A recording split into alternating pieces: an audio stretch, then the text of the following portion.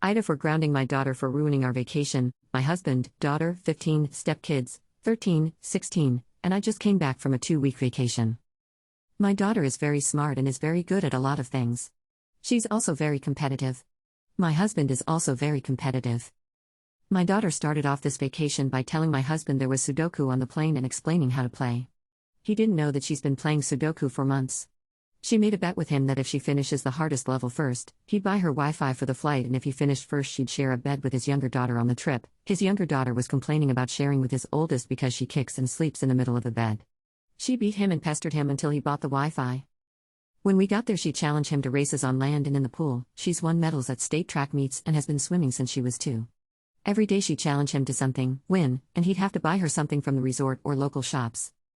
My husband was getting sick of losing and my stepdaughters were upset that their dad was buying her stuff and not them, so I told my daughter she either couldn't compete with her stepdad or she had to let him win.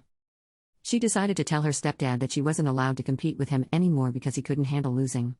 This made them start to argue, so I told her that if she didn't keep it up she'd be grounded to the resort for the rest of the trip, a little over a week at this point.